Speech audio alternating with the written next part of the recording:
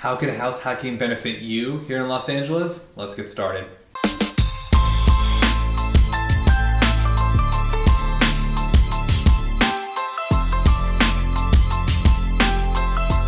Okay, so there's this concept, you buy a property, you live on it, so you can put a lower down payment, you get better interest rate, and you can rent out other bedrooms, other units on the property. I'm currently on my second house hack. So the question becomes, if the numbers don't really work out, is it still worth house hacking? The short answer is yes. Now, here's the long answer. So there's a couple reasons why. One is, even if they cover a portion of your bills, that's still a portion you didn't have to pay, right? So for example, if your total bills in a condo are $3,000, you're renting out another room for $1,000 a month, you're only paying $2,000, and you actually have an appreciating asset, which goes into the second point. You have an appreciating asset. So there's a lot of people out there that, especially with the rising interest rates, they're thinking, I'm just gonna wait a year or two and see what happens with the market. The problem with that strategy is you're paying rent for those next 2 years, and at the end of the 2 years, you have nothing to show for it. If you buy today, over the next 2 years, you're paying down your principal.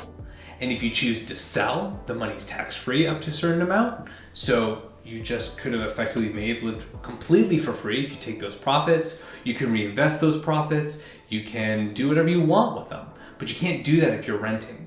The other thing to think about is take a look at what the rents are in comparison to what your interest is on the mortgage. So for example, let's say you have a $3,000 a month mortgage and $2,000 goes towards principal and $1,000 goes towards interest, let's say. And over time, there's a different schedule. So in the beginning, you tend to pay more interest, but using that and you're renting out a room for $1,000, they're paying the interest on your loan. Even though your interest rate might be 5%, maybe, just maybe, you look at it as I'm paying 0%. I have an interest-free loan because of the rents I'm pulling in. So it actually becomes a better investment in the long run. And again, it's all about your cash on cash return. So even though you may have bought a property for $500,000, you may have only put $15,000 down if it's 3% down. So that can be pretty good if it appreciates to $600,000.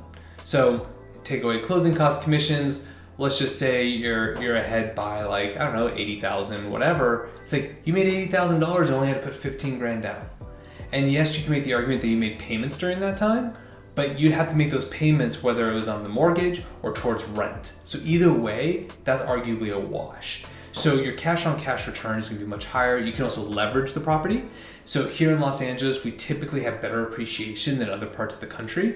So maybe this property isn't for you to become an investment property, but to become a financial vehicle, right? You can do a line of credit on this property to go buy those income producing rentals that's paying off the HELOC, right? Home equity line of credit, and maybe it's paying you a little bit. So maybe you're paying zero because of the income that you're bringing in, because you're leveraging an appreciating asset that you have that you wouldn't have otherwise. So yes, you might be house hacking. Yes, you might not be, turning a huge profit on it, but there's other ways to look at it that actually work in your favor.